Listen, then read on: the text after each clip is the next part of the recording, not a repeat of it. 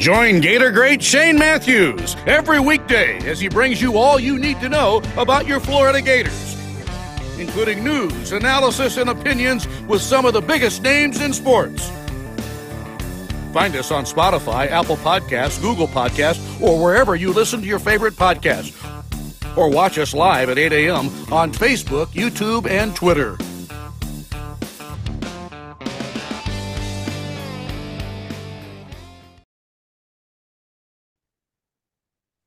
Good morning. It's a live edition of PodUp with Matthews in the morning from the Crime Prevention Security System Studios, large enough to serve you, small enough to care.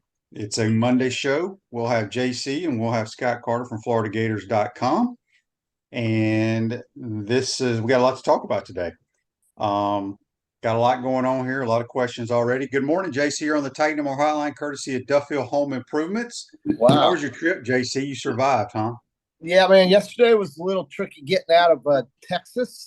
We had American Airlines with landing gear issues, which I'm very grateful that they figured out what the hell was wrong so that I'm not circling around Orlando about to scrape and blow up into a ball of fire as we approached Orlando. But, you know, the trip was great. Did a lot of things, cool things. Saw the Cowboys, saw the Stars, football all day, Friday and Saturday, ate like a pig, and enjoyed the most just incredible, nice November. Watched the game, watched all of the games on Saturday. Just some real, the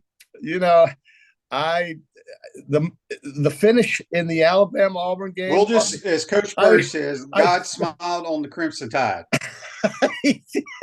Well, and here's the crazy thing about that before we get into things here.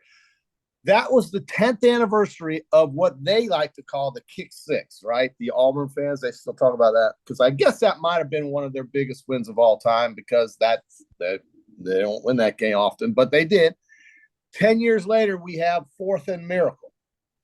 And QB, if you're the defensive coordinator and it's fourth and 30, are you rushing 3 people and dropping 8 back? Or are you going to put some pressure on the quarterback and try to win it that way? How do you play defense on that play, QB? Give me your assessment, please.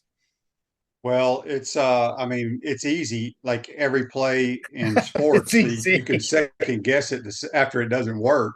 You don't question anything. If they rush 3 and he doesn't complete that pass, nobody's saying a damn thing. So, I just think it was a miracle throw, a great, and I mean, but it really was. You're crazy, JC. Watch it again. He had a window about this big to throw it in. The guy had great coverage on it. It was an unbelievable play. I mean, there's nothing you could say.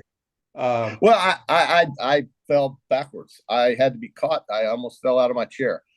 And then, after the hysteria of all that, I get excited and I think to myself, man, this is going to be our day. Here come the fighting Gators. It's 12-0 in the second quarter. We got these dudes right, where. And that was it. Yeah. They got 3 points. They got 3 points the rest of the game. Yeah, it all changed after we stop them and we got the spitting incident, personal foul. They go down and score. I hate it. Now, Kimmy, that you got to be honest with me now. If that's not, I don't know about throwing what did that Marco Wilson, what he did with LSU, but where do you rank the spitting incident in the annals of good things or bad things? It was. I think it was more of a bigger play than on the shoot, honestly. Yeah, I do too, because that changed the game. It's I don't know if I've ever seen anybody get thrown out of a game for spitting, but we have some comments on here. Rod says on YouTube, brought to you by Quality Plumbing. Shane, terrible call by Napier on the reverse. We could keep. Well, if it works, you ain't saying nothing. I had zero problem with the call. That's the way I think. When you have a team at midfield, you run some type of explosive, and the reason you run reverse is the pursuit and the speed of their defense, which they have. So it didn't work. Look, he's been snake bitten every time he's called a trick play. But if it works, everybody's on here talking about how great it was. I get it. It's easy to question it now. But the biggest play, not the biggest play, but the play that really changed everything was the spitting incident. Seemed that way. It seemed that way. But you got these guys, the quarterback's not really much of a factor. And Trey Benson's the only guy that really. I knew we were going to have trouble throwing the ball. I love Max Brown, but he's not a thrower. No, he's not a thrower. And Rodemaker had 130 yards, something. I mean, it's Trey Benson that won the game for him. And that was, gosh, that's crazy to me. Yeah, Barone says for a head coach who comes off as organized and structured, the team is undisciplined. The game day coaching looks unprepared. Going to be, he's got to make changes. I agree. I think the biggest thing that's bothered me the whole year have been just the undisciplined stuff. Just look, dumb. I was wrong. I was wrong about our team. However, as every team in America could say, if this play goes here, this play goes there, you're 7-5, whatever. But I was right about one thing, and that was about the quarterback. He was damn good, we have damn good wide receivers. My only complaint is why we didn't play Aiden Mizell and Andy Jean. I'm still baffled. Somebody's going to let me know that. Yeah, QB, you say that, and you're right. One play from being, or two plays from being 7-5, also one play from being 4-8. So, I mean, let's just look at it. If you look at the canvas of what was painted this season, it's something you throw out on the street and hope that the garbage guys or somebody that thinks that's art comes and picks it up off the curb of your house, because that's how I looked at this season. We had one great moment to me, and that was in Columbia, South Carolina, and that seems like it was 10 years ago. Neil says the reverse was bad because the ball got back to Max Brown in time for SU's original pass rush is pointless. It's a reverse. So they look, it didn't work, dude. I don't know if it works. You're going to sit here and talk about how great of a play it was. I had zero problem with it. I have a problem with, we're just not a good football team. I don't know. I mean, everybody can sit here and bitch and complain about this play or that play. We're just not a very good team. Hunter wants to know, is FSU is not a Final Four team? No, they're not. They're very pedestrian. And then a bunch of people are wanting to know why we didn't get the ball to Trey Wilson and Ricky Pearsall. They took them away. Because here's what Florida State is. Here's the best part of Florida State's football team. Jared Verse, number 5 at one defensive end, and I can't remember the other kid's name at the other defensive end, number 11. Mm-hmm. They can rush 4 guys and play 7 in coverage and take away your best players in the passing game with just 4 guys. That makes you a good defense. If you can pressure the opposing quarterback with 4 guys, and we couldn't block them. We couldn't block them. I mean, they really couldn't block anybody this season, QB. But you're right. They couldn't block those edge guys. I hear people, I was listening to folks driving back from Orlando last night saying it would be a complete and utter travesty if Florida State wins the ACC, finishes unbeaten, and doesn't get an invite. But if we truly want to make the playoffs, the 4 best teams, and I'm starting to wonder if that's really what they try to do or if that's what the media wants them to do, you can't put that team in there with the 4 best teams, QB. I can name 4 teams right now that would be almost double-digit favorites against Florida State. I could easily do it. I mean, you can say, well, they're undefeated. They won their conference. Okay, that's great, but their team is different now. Their best player doesn't play.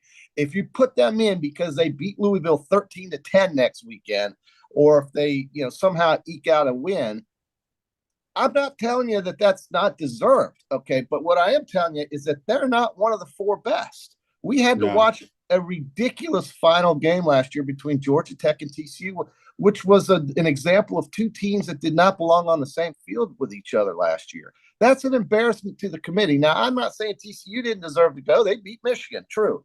But you got to have the 4 best teams. And if you don't do that, then the playoff to me is just an exercise in let's just give a blue ribbon to whoever has the gaudiest record. I don't think that's the way you do it.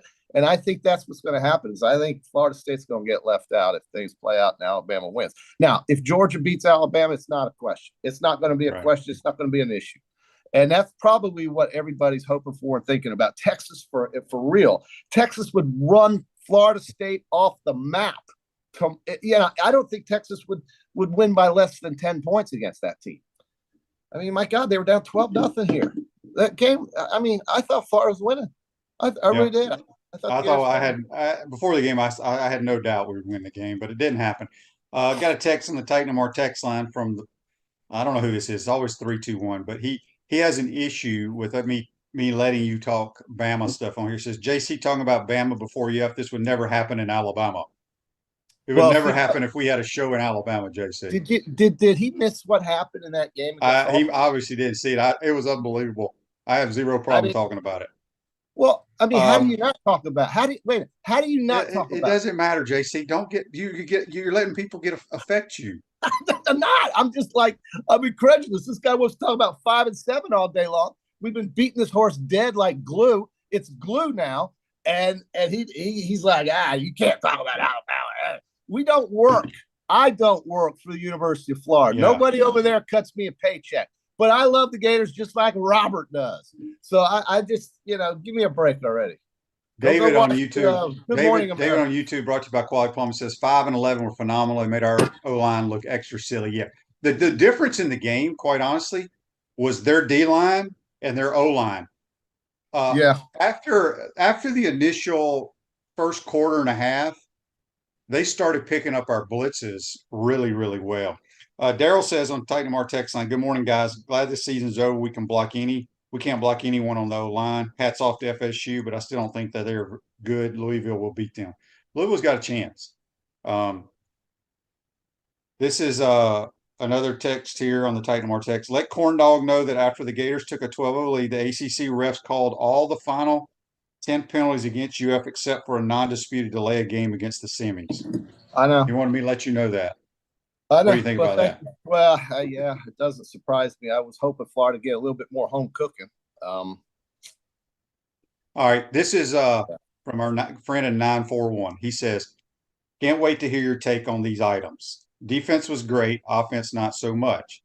Defense was okay. It wasn't great. And Tate Rodemaker was he was confused the first half. Then they settled him down. They beat on the Oregon with that offense, guy, dude. on the offense and the play call up 12-0 and you go way conservative.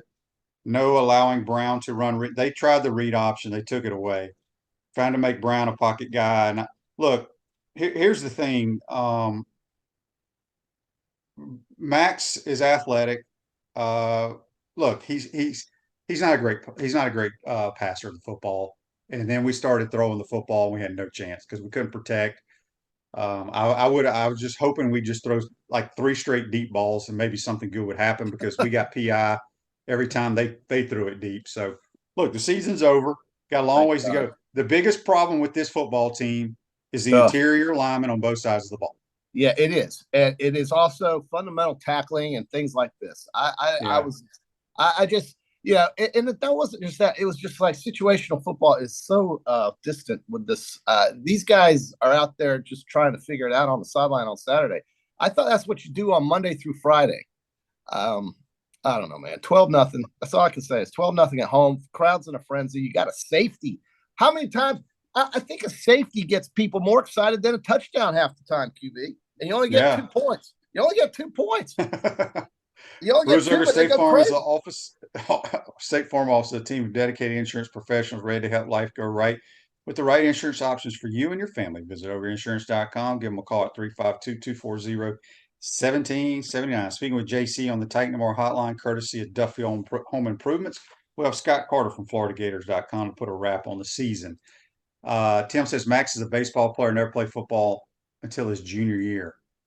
Maybe that's true. I don't know. He's here on football scholarship. So. Yeah, I mean, this staff thinks he's a football player, right? Yeah. Yeah. Well, hey, December 4th, folks. The reason I bring up that date is because that is the date that the transfer portal is open for business. I highly recommend, and I know for a fact that Florida's going to be out there with their "come over here" sign, and that better happen.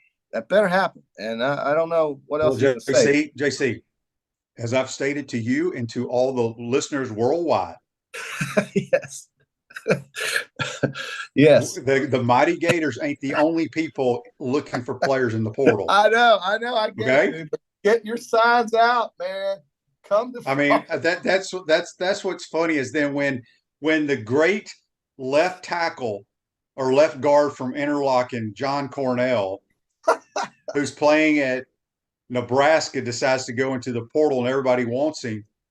and you decide to take more money and go to Mississippi State. What the hell can you do about it? Nothing. Who, by the way, I think had a great hire yesterday. Yeah, I do like Jeff Levy. It's going to be fun. Oh, It's going to have that bickering back and forth in the state of Mississippi because he coached with Lane yeah, at Ole Miss. It's going to kind of bring back that feel that Leach and him had. I do think it's a good hire for them. It's an excellent hire. They've got to figure out how to get 10 yards on 4 downs. That's the first play. That's the first clue to success. How do we get 10 yards in 4 downs, 3 downs, whatever? This is a text saying plenty of negativity to go around, but I've seen this team go toe-to-toe with the number 9 and number 5 teams in the country. Good things to come. That's a good positive. Yeah, okay. This comes from the 864 area code. Spitting, targeting, all that at bad times. Billy's teams are so undisciplined. He's got 12 games left. If he can't correct it, Shane, he won't get a 4th. I mean, I agree with that. I mean, tell me, I have nothing to do with who our coach is, people. You have such influence, QB. You just don't know it. Here's a good question. Neil on YouTube, brought to you by Quality Plumbing, says, do you think Elko or Stoops would have been a better hire for Kentucky, for A&M? Stoops was all but locked up, we thought, and then out at last minute. I think it's Elko, QB.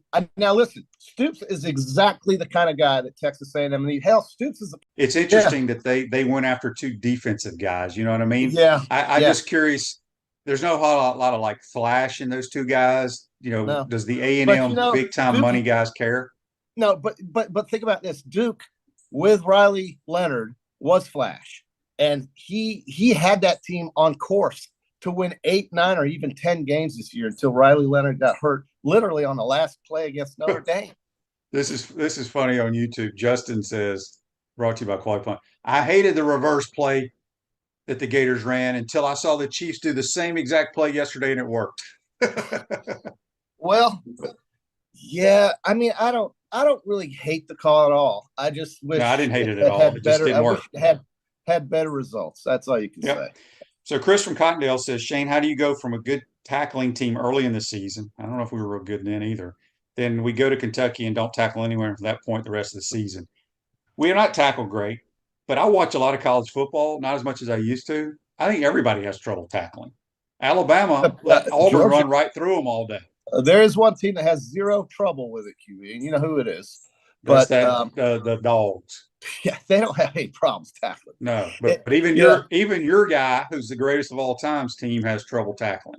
Well, I think they're better, but I mean, I think that Kevin Steele has done better. Listen, QB, they won 11 games. Okay, great. Oh no, I think Alabama has gotten so much better. Yes, and Nick Saban should be involved in the talk for Coach of the Year. Nobody cares if he wins it or not. But I'm just saying this is an example of the way they improved. Okay, while some teams did not, and Missouri's coach is going to get that award for winning 10 games at a place where literally you walk into the stadium, you think you're at some sort of 4A, 5A, 6A, 7A high school in Texas. It's a dump. Actually, it's not a dump. What I mean by that is it doesn't resemble anything you see in Knoxville, Baton Rouge, Tuscaloosa, Auburn, Athens, College Station. You know what I'm saying? And he's doing it at Missouri. They don't win a lot there. No, he's done a great job. Text on the Titan Mar text line. Did you see Trey Wilson swat the hand of one of the coaches? I understand the passion of the moment. That's not something I like to see. Yeah, it's all over Twitter. That's another one of our analysts on the sideline that he did that. Let's get rid of some of that. There's too much bloatedness on this staff, man. I don't know what you're doing with 400, 500, however many. I don't know how anybody can keep up with what's going on with all the confusion. The way they do things, it's got to change. It's got to change. Andy says, how many FSU fans were in the swamp? They had a lot. They had a lot on our home side for sure. Yes, they did. Well, they believe, man. They're 12-0. Yep. Large Fry on YouTube, brought to you by Quality Plumbing, says, what does JC think about a Big Ten team that's 5-7 and being the first option to accept a bowl with a losing record? They're the only ones that's eligible. All the bowl spots are filled. James Madison and Jacksonville State are getting in. Good for them. Good for them. And there's only one team with a losing record, who has the highest APR, and that would be your Minnesota Golden Gophers. Yeah, I mean, listen, that whole conference QB outside of the top two is just nothing to write home about. Their teams are just average, pedestrian, boring teams. And I will say Northwestern is the team that surprised me the most with the chaos that ensued at the beginning of the year with Pat Fitzgerald to hire, I think his name is Dan Barnes, but to hire that interim coach who the players love to win 6 games or more is just, it's really truly remarkable. And see, you look at that and you say, okay, we have Florida over here with a second-year coach who was thought of as one of the hottest commodities ever to come here. And then you have a Northwestern team over here with a guy nobody's ever heard of. And you've got two completely different two completely different situations. And that's just fascinating to see how it played out like that. I mean, Northwestern is going to the bowl game. Zach wants to know, Shane, are you hearing any names for OC or DC? None. I've not heard anything. I mean, yeah. I don't think Scott Strickland's going to tell this guy what to do. I just don't. QB. He hired him. He's going to let him roll. And that's what's going to happen here. And you got him for another 2 or 3 years. Yeah. Ronnie in Pensacola says, worst thing to happen to this team was losing 3 offensive linemen in the portal. Need drastic overhaul on this O-line or Napier will get fired next year. This is Daryl said he loved on the broadcast when Rodemaker got sacked for the safety. I said, this ain't about Austin. That's what I did. What did you say? I did say that. What did you say? The first couple of series, he looked lost. Oh, yeah. I mean, that first half, he got sacked. Well, he got 2 delay of games, okay? God bless Tate Rodemaker. They got 2 delay of games. They got 1 after a TV timeout, like the Mighty Gators. So let's all call Mike Norvell and tell him what a dumbass he is. All right, so what did you say? So when he sacked for I think I just said, Tate, this ain't Valdosta, son, or something like that. I love it. Well, we had the game. We were controlling the game, and then we get a spitting incident, and they go down 90 yards and score. Yeah. The running back was good for him, but that's not going to be good enough to beat the better teams in college football. Sorry. No. And maybe you're right. Louisville could slip. I think Louisville's very good on offense. They're not bad on defense. Kentucky. God almighty. What was that? Well, they had a bunch of turnovers. If you look at the turnovers that Louisville had, they had a ton. But Jeff Brom, if you were listening to my program for many, many years, he's as good a play caller as there is in America. So yeah. Well, listen, I mean, they're playing for a championship, aren't they? In his first year, they're playing for a championship. 31 M. Burr says Strickland isn't going to tell him what to do, and that's the problem. No, that's what I just said. I think how sometimes it works. The boosters tell people what to do, and they have to tell the coach what to do. So I don't know. There's so many. This is all about Blake. He says, Shane, we know Billy is fine. Interested to hear your thoughts on Scott. Thought his seat is just as warm as Nate. Yeah, I mean, anytime you have a new president come in, the program isn't doing great. They're obviously going to look at all aspects of the athletic department. But like I said, I have no idea what's going to happen to anyone. How about this? Tell me what's not going to happen. I'll tell you what's not going to happen. You'd rather hear that? What's not going to happen is what's not going to happen is that he won't be our coach at Florida at the beginning of next season. He will be. And what's not going to happen is probably as many changes as we all think. Now, maybe there will be some, but I think there's going to be a lot of changes. Oh, you do? I personally do. You personally do? Okay. Well, maybe you have. And like I said, people think because I do the radio that I have all this information. I know just as much as y'all do, because if anybody knows me, I don't like to get into all the, I don't go talk to people. I try to, somebody was talking about congratulating me on them honoring me as the SEC legend. That was the most embarrassing 3 to 4 minutes of my life. JC, they made me walk out. I know. I had to walk out to the 20-yard line and stand by myself. Okay? You just stand by yourself. And then, No, they tell you they have a girl that tells you. So she's behind the camera, and when she waves, you're supposed to wave. When she chomps, you're supposed to chomp.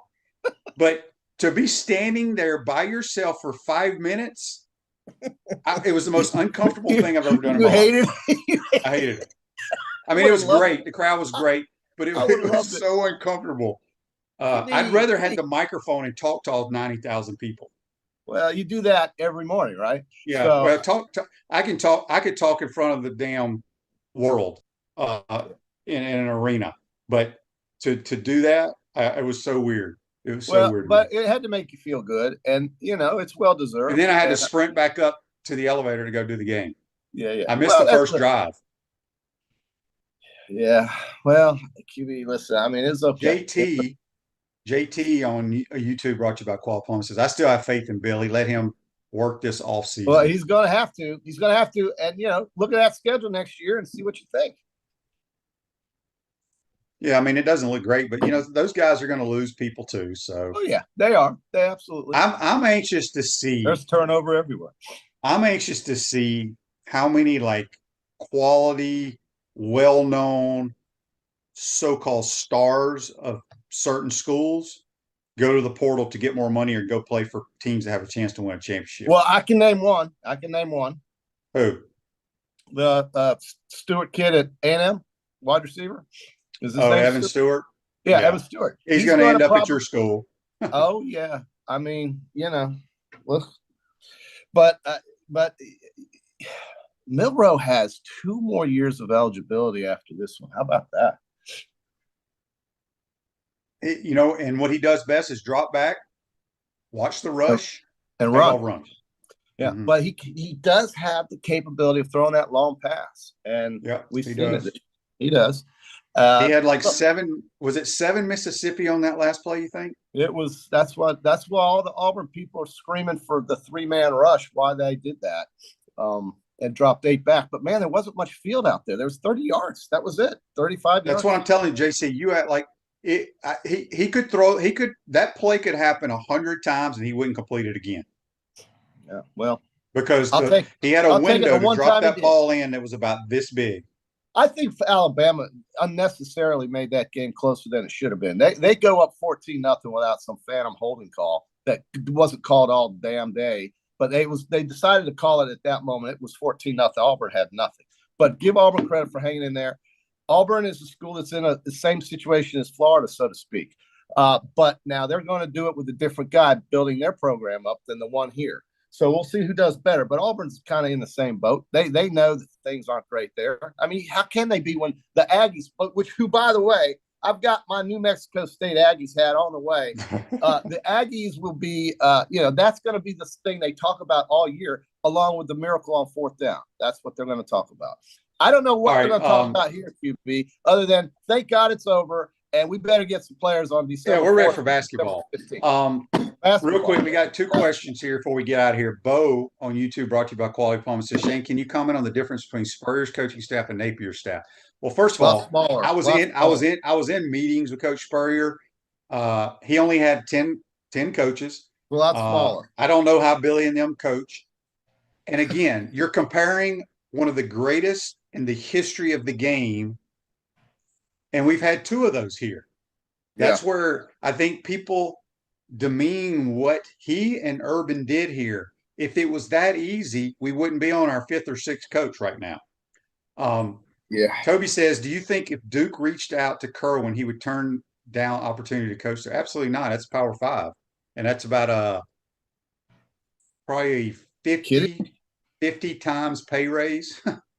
Yeah, no, they QB. Kerwin and them had a disappointing last game. They lost to miss the playoffs. If they win it, they were in the playoffs and they lost. That is too bad. QB, I was also disappointed in the Ohio State-Michigan outcome. I was rooting for Ohio State, and I just, I was surprised by Michigan. They surprised me with the amount of points they put up on the board against that defense, which is one of the best in the country. It is. But I think it shows that these teams in that conference don't play white knucklers, if you will. That the games are not close. And when you get to one game that is close, you get challenged one time. Basically, in my mind, Michigan this year is 2-0. They're 2-0. They're undefeated at 2-0, and they won a conference. Michigan is 2-0. But when you don't play tough games, you don't get tested. What ends up happening is you get exposed when there is a tough game. And I think Ohio State was exposed by Michigan. And give Michigan credit. I have not been giving Michigan any credit all year long, but they're better than I thought they were. I still don't think they're going to win the national title, QB. I think the 4 best teams in America are Georgia, Alabama, Michigan, and Ohio State. Yeah, I mean, I agree with that athletically and otherwise. They are the 4 best. But you can't look at Oregon and tell me that's not a hell of a fun team to watch play football. They are, but they, I know the Pac-12 has been great, but they still play That different type of football. And I firmly, if I was on that committee and they said you write down your 4 best teams, it's Alabama, Georgia. Well, no order. Alabama and Georgia, Ohio State and Michigan are clearly the best 4 teams in America. Well, yeah, I would say you have to look at Texas. The athletes they got running around on that field. With that they lost to Oklahoma. Okay, yeah, that's a rivalry game, QB. But you're right. But look at what they've got. They've got the guy on the sideline drawing up great plays. They've got the athletes all over the place that can match up with anybody. I think Texas is somebody that really needs Georgia to win. But I also think Oregon is the team you should keep your eye on. And Bo Nix and Jaden Daniels will be the 2 top guys getting the votes at the Heisman ceremony. Well, if Jaden Daniels doesn't win it, I may quit watching college football. Yeah, It'll be a joke. It'll be a joke. Right. JC, we got to get to Scott Carter. He knows more than we do. Oh, well. All right, that's JC. Join us on the Titan Tomorrow Hotline. We'll talk to this guy on Wednesday again. We're going to take a quick timeout. We'll be back with Scott Carter from FloridaGators.com. We want to take this moment to thank our sponsors who keep the show going and pay the bills. Our premium sponsors are Crime Prevention Security Systems, large enough to serve you, small enough to care. Titan MRI, Gainesville's only locally owned and operated MRI facility. Meldon Law, the only official injury and accident law attorneys of the Florida Gators. Peachland Dental, Gator Nation's first choice for dentistry in Port Charlotte. QC Kinetics, live pain-free with QC Kinetics. Campus USA, put some star power to work in your financial life with Campus USA Credit Union.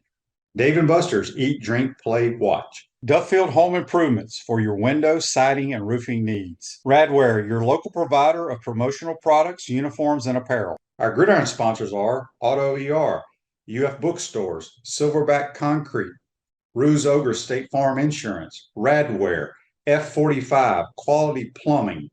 Our touchdown sponsors are Adams Ribs, Gator Dominoes, Celebrate Primary Care, Gator Bait Media, Okido America, Style Cuts, Ironwood Golf Course, Big Mills Cheesesteak, McDonald's of Gainesville, 84 Lumber, Dowling Signs, Baker's Sporting Goods, Silver Q Billiards and Sports Bar. If you're interested in promoting your business on the show, call Freddie at 352-284-3733. If you like what we're doing here, make sure to follow us and support the businesses that support us. The Kiara Grace Foundation proudly presents An Evening with Tim Tebow, Thursday, November 30th at the Touchdown Terrace at Ben Hill Griffin Stadium. Experience a once-in-a-lifetime VIP meet and greet with Tim. Hear his heartfelt stories and his unyielding dedication to the most vulnerable. With your support, we can extend the reach of the Kiara Grace Foundation to save precious lives in Latin America. Get your ticket before they sell out. Don't miss your chance to meet Tim Tebow, be inspired, and make a tangible difference. Welcome back to the Crime Prevention Security System Studios, large enough to serve you, small enough to care. Silverback Concrete's a family-led team of heavy concrete specialists that build commercial structures with unrivaled quality. Silverback Concrete, you stand on it, we stand by it. Going to head to the Titan Tomorrow Hotline, courtesy of Duffield Home Improvements, and we are joined by Scott Carter from FloridaGators.com. How you doing, Scott? Good morning, Shane. Yeah, Monday morning with no football game this week. It feels a little strange after all season. Yeah, it does for sure. I got to answer this question real quick here on Facebook Live, brought to you by Mellon Law. Tim says ETN started for the first time Saturday. Johnson has an agreement with Sunbelt Billy to come with him. QB will praise his pass blocking. Okay, Tim, here are the facts. The facts are Montreal Johnson is clearly the better pass protector. If you have not watched the Gators play 12 games, we cannot pass block, so we need help. And secondly, Montrell Johnson ran for over 100 yards against Florida State. Those are the facts. They're both very good running backs. All right, Scott, I had to get that out there. Scott, it was a very disappointing night. The spitting incident. Where would you rank the spitting incident to the shoe throw? I think the spitting incident was worse. And that's just something that you're taught when you're a little kid. Like, don't spit on people. It's, you don't do that. And I mean, they're both bad. Obviously, I don't know what was said, what sparked Jamari Lyons, but it was certainly a bad look for him, a bad moment for the Gators. And, in the big picture, he took out a player that, had been kind of present early in the game. So, I mean, it was a loss for Florida. I still I'm going to rate the shoe toss as a signature moment, because I've told people this, I've written this. I just think that night in the swamp when Marco Wilson threw that shoe in the fog, the Gators are 17-24 since that game. Something happened that night that changed a lot of things. And I mean, I never thought, you'd be talking about a Florida team being 17 wins in a 41 game stretch. So maybe the other bookend will be Jamari Lyons spit. Maybe the good stuff's coming now, Shane. Yeah. Andy asked on Facebook Live, brought to you by Mellon Law. Someone said spitting happens all the time. Is that right? I don't know if I've ever been on a football field in all my years where somebody spit in somebody's face. Have you Yeah, covered? I You've don't been covering know. football. Yeah, I mean, I don't remember too. I'm sure there has been, but it's not something that it happens every game or every season. Certainly not. I mean, maybe down in the pile there's some of that going on, but I mean, come on, man. You're spitting on a guy on national TV in the rivalry game. How does that do you any good? Yeah, we got a couple of YouTubers here I want to get to. Luis says, brought to you by Quality Plumbing. Problem with the trick play calls isn't the play being called. No feel for when to call them. Kills our forward momentum with these calls when they inevitably do not work because of our porous line. Yeah, we've called probably 3 or 4 so-called trick plays. They have not worked, but I've had zero problem of when they've been called. There's a time and place to call them. It just ain't worked. Um, if it works, we're not sitting here complaining or what have you. Jimmy says, Shane, you have said we should throw the ball the ball deep 3 to 4 times a game. I don't think we threw any. Did you see any open wide receivers on deep routes? No. So we tried a couple of times, but we got sacked. But my reasoning behind throwing the ball deep, it's not so much to hit them.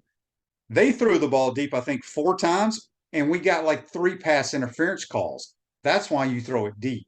And there's no thinking. I could put Scott Carter behind center and tell him, look the safety off and throw it deep down the right side of the field, or look the safety off and throw it deep left. It's safe.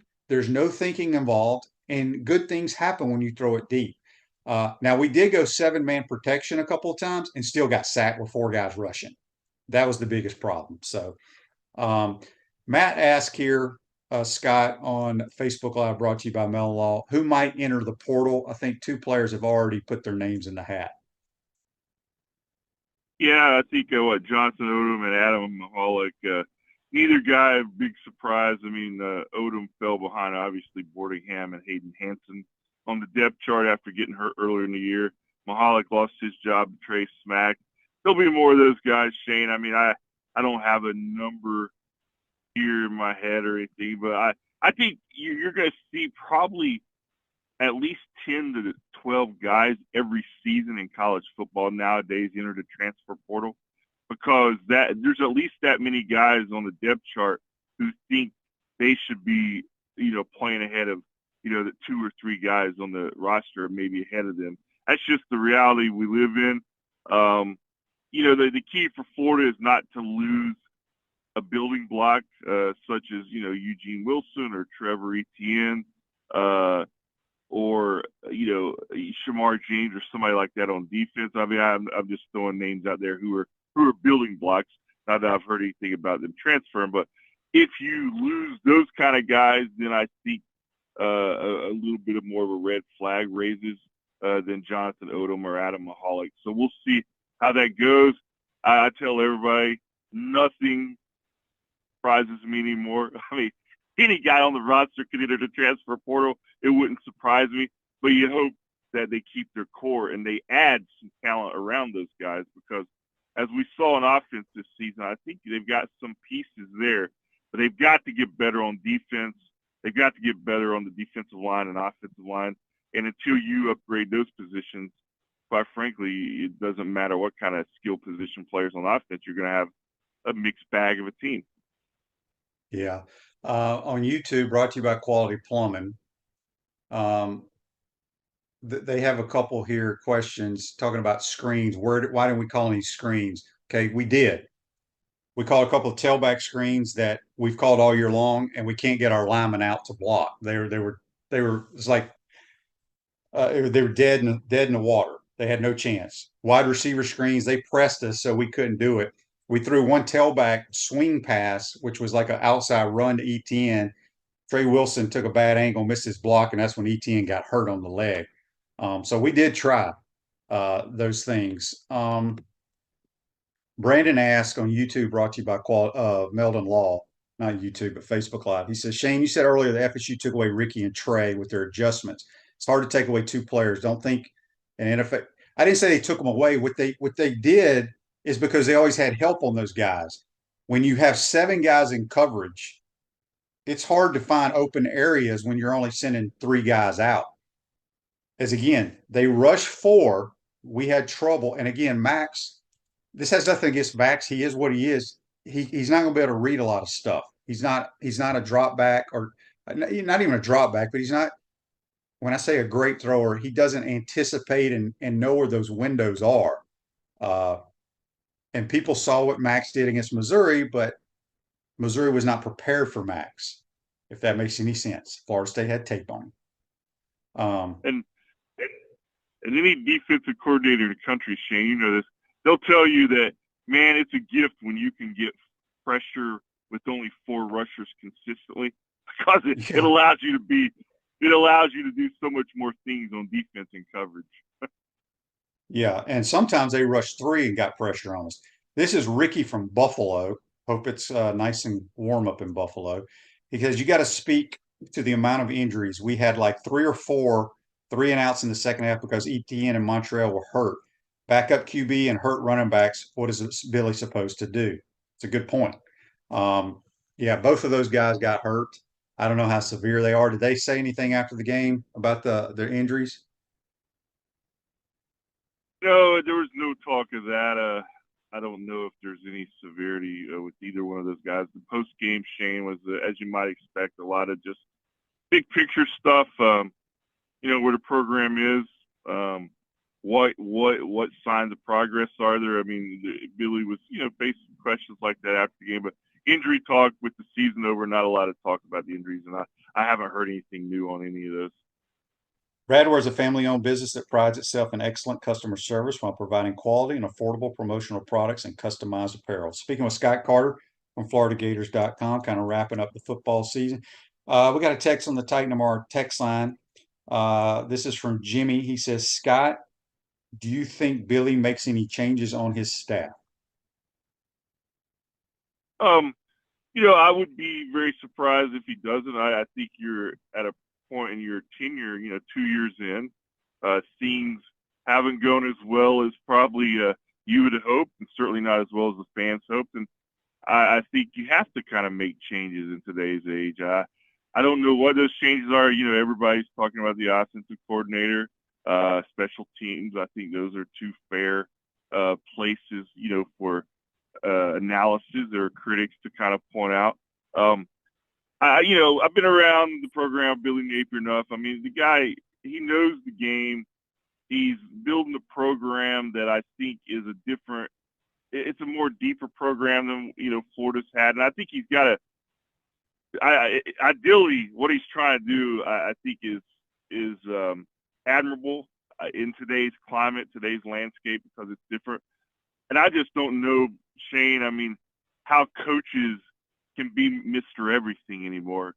If you're going to be the CEO and the head coach of a program builder, I mean, you've got to have some help. So I think he's probably, at a crossroads in his career. Maybe he'll see some things differently after he evaluates this season. So do I expect changes? I would expect changes. But, at this point, it's Billy Napier's call, to my knowledge. Chester asked on YouTube, brought to you by Qual Plumman, is Rob Sell the OC or not? No, he's not the OC. He's an offensive line coach. He has the title as OC because titles get you paid more money in football. Everybody has some type of like passing game coordinator, running game coordinator, assistant head coach, right, Scott? I mean, that's how they get more money, or these titles. Yeah, Corey Raymond.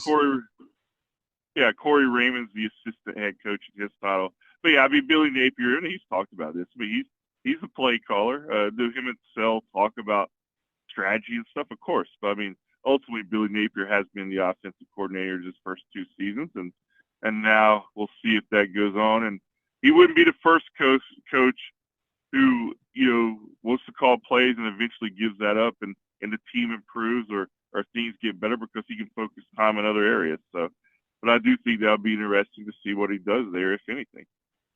Van Der says on Facebook Live, brought to you by Melvin Law, he says, I wish former players like Shane would speak out like Richard Fain did yesterday. I don't know what Richard Fain said. And I mean, I can say what I want to say. Yeah, but it doesn't matter what Richard Fain says. It doesn't matter what Tim Tebow says. It doesn't matter what Danny Werfel or myself or Emmett Smith says. Ain't got nothing to do with who your coach is going to be. Would you agree with that, Scott? I mean, yeah, none of this stuff matters what we say. I mean, it's fair points. It gives us a chance to look at the program and kind of in a critical way. And let's face it, guys. When you're 5-7 at Florida and you've lost 3 seasons in a row, something's not working. And I think we all know that this program, and I've said this a million times, it was in a really tough place when Napier took over. I never expected an instant turnaround. 5-7 is a little bit off, obviously, from what I expected this year. I was thinking 6-6, 7-5. If they had a great season, 8-4. So 5-7 is disappointing because a game like Saturday night against Florida State, I watched the replay yesterday, and you missed stuff live. But, I mean, that game was there for the Gators to win. They had every chance in the world to win that game. And when you don't win those kind of games, you have that happen a couple of times during the season at least. It creates this kind of aura around the program. And so I think it's fair for people to be upset and stuff. But, yeah, ultimately, Billy Napier's hired to make these kind of decisions. That's what he gets paid for. And Scott Strickland is made or is hired also to discuss the program with Billy Napier and try to see where they're going in the future. So, yeah, I mean, everybody has an opinion. I get it. But ultimately, it's their call. Yeah. Crypto Barton on YouTube, brought to you by Qual Plumman, says, this is Florida. We should flip the switch and compete for national championships. I'm curious how old Krypton Barton is, because as I've stated many times, the Mighty Gators have played football. Is it 124 years now, Scott? Do you know the exact number? Yeah, I think it's 106. I think it is 123 or 124. Yeah, right there. Okay. So out of 124 years of football, they've won 3 national titles, which all came between 1996 and 2006, so a 10-year run. They got, 8 to 9 SEC championships. All this happened with 2 Hall of Fame coaches, Urban Meyer and Steve Spurrier, in basically an 18-year period. You had a few good games under Doug Dickey, a few good games under Charlie Pell, a few under Galen. But see, I disagree with what he says right there. Because I love my university, but the facts are the facts. You can't just flip the switch and compete. It just doesn't work that way. Maybe I'm the dumbass, but that's the way I see it. Well, yeah, he's probably alluding to the fact that you can turn things around quicker if you hit the jackpot on some transfer portal guys.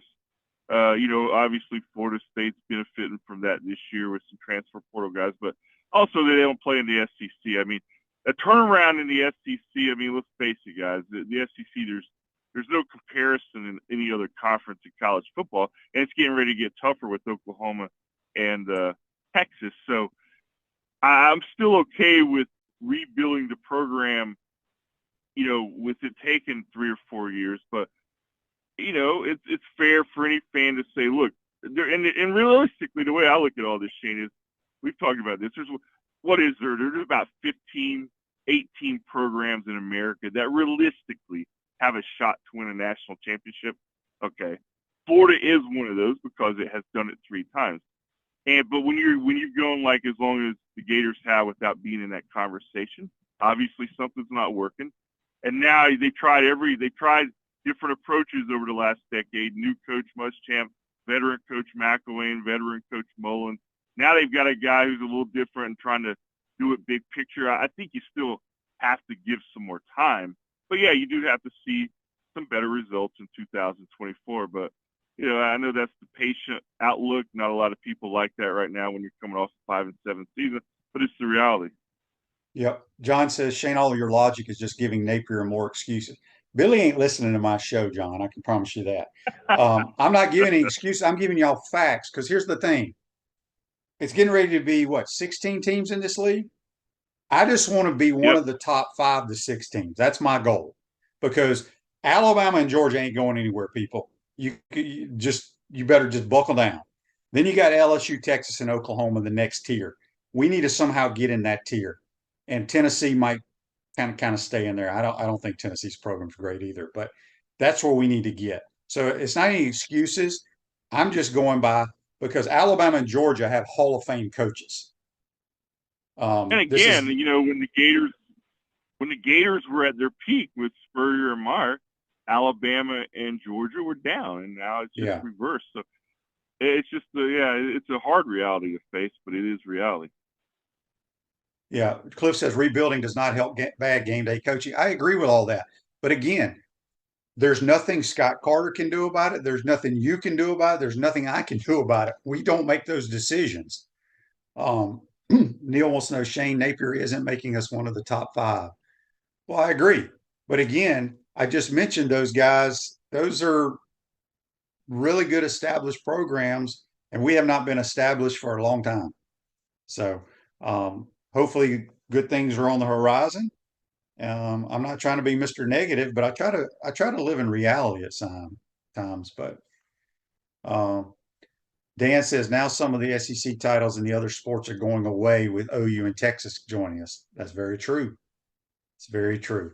So, all right, Scott, are you just going to take a vacation the rest of the year? What do you got going on? Yeah, I think I might go out to the Aloha Bowl and spend about a month in Hawaii. I wish that was my reality, Shane, but it's not. I bounce around. I'll obviously signing days coming up, so that's going to be huge to see what the Gators do there. And if there are potential changes, that will be covered. And then there's basketball season, so I'm going to pop over to see Chris Harry with the basketball team because I've watched enough of them this year that I like to watch this team a lot more than I've liked to watch the last 2 or 3 years. So I think Todd Golden's doing something there. And, it's, again, I'd much rather be going to a bowl game and talking about playing in Atlanta for the SEC championship. There's nothing like those moments when the Gators are really in the hunt for everything. But we haven't seen that in a while. So next year is going to be huge. That's the only way to put it. 2024 to me is going to be the most important season in Gators football in a long time because it's going to tell us if there's a chance of closing that gap that we're talking about or if we're going to have to recycle and start over. Yep, for sure. Scott, we appreciate your time, my man. We'll talk to you periodically, especially when the spring sports crank up. Appreciate your time on here, and we'll talk to you soon, bud. All right, Shane. Always glad, man. Take care, buddy. That's Scott Carter from FloridaGators.com. Join us on the Titan Tomorrow hotline, courtesy of Duffield Home Improvement. Appreciate everybody chiming in, giving us their thoughts. We all have great opinions. We respect those, but again, there ain't a whole lot we can do about it, folks. Just got to hope things get better starting next year in the portal and in recruiting. Have a great day. We'll see you tomorrow. Take care.